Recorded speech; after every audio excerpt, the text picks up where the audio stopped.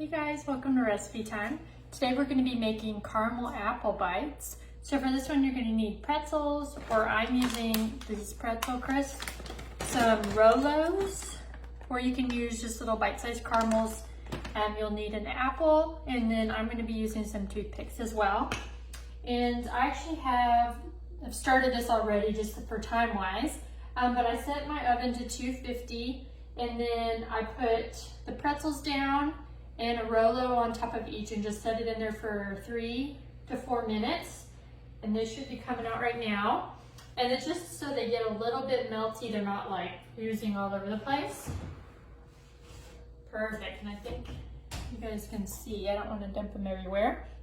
And so hopefully when we put the apples on top, they kind of squish.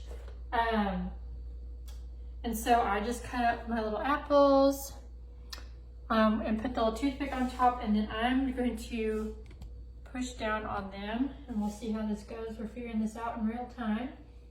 Ooh, yum. Okay, so that's perfect. I think it would be, because these are pretty oozy, I think they would almost be, like if you had a smaller pretzel, they would kind of go over, like mine are starting to ooze over.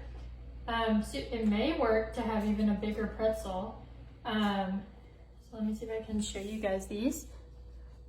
Super yummy. And it's nice because you have a little bit of a crunch with the apple and the pretzel crisp, and then that gooey caramel and chocolate. But I think these would be really fun snacks, especially this fall to have, or if you just want like kind of a sweet afternoon snack, or if you're doing like a small family gathering or something, these would be really fun to serve around Halloween or something. So I hope you guys enjoy making these.